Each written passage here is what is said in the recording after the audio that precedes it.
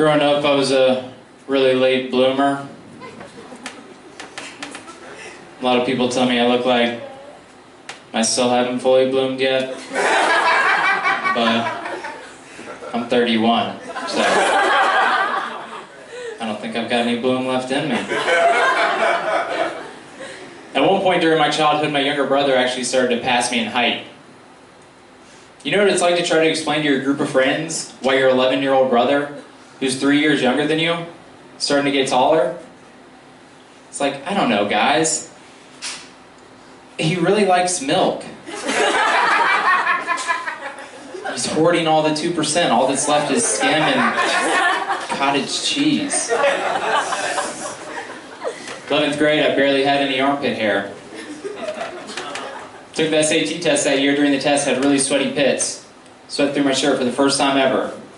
And I was like, I'm a man now. It's official.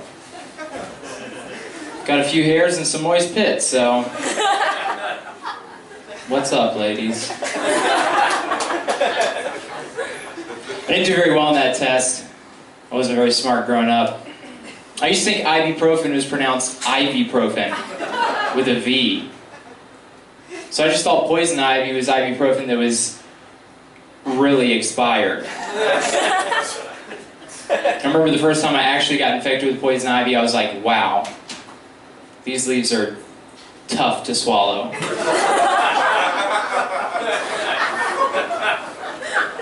I also thought the Mayo Clinic was a doctor's office where the main form of treatment was mayonnaise. Just healing people with some kind of miracle whip.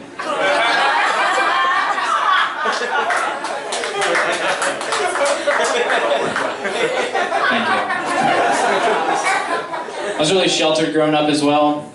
I was never allowed to say any bad words. And bad words included things like fart. That was on the no-no list. So instead of saying fart, I had to say things like pass gas, or break wind, or pooted. When was the last time you heard someone say pooted? That's how I talked as a kid, so... Didn't have many friends. I actually used the word pooted in the first joke I ever came up with back in middle school. Went like this. Hey guys, who pooted? Winnie the Pooh did.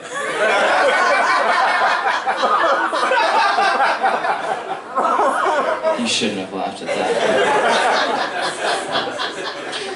I'm not very good at topical conversation with strangers in public. I'm always on autopilot, and when you're not thinking about your responses, sometimes that gets you in trouble. A few years ago, I was at a grocery store, and as I went to check out, I asked the bagging lady how she was.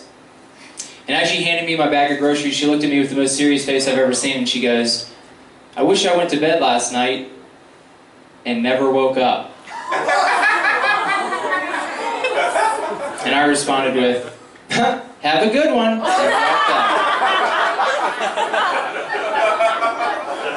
And I didn't realize what she said until I got out to the parking lot. I felt bad. Should have gone back to say some encouraging words, and I would have, but I just bought ice cream, so I didn't have much time. It was summer. You can't just re-ice the cream, it doesn't taste the same. She's probably fine. Or maybe not, I don't know. Either way, she's probably not working at that grocery store anymore. Saying stuff like that to the customers. That's like the #1 unwritten rule for any job. Yeah, hey, do whatever, just don't talk about your death fantasies with the customers.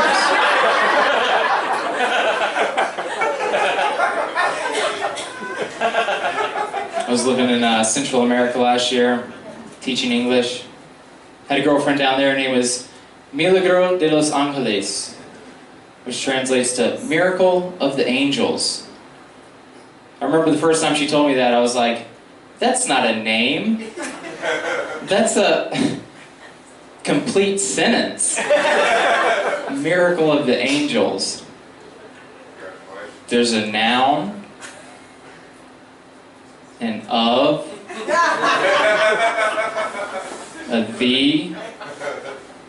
The three core pillars of a complete sentence. I met her parents, and maybe a miracle, but definitely not from angels. All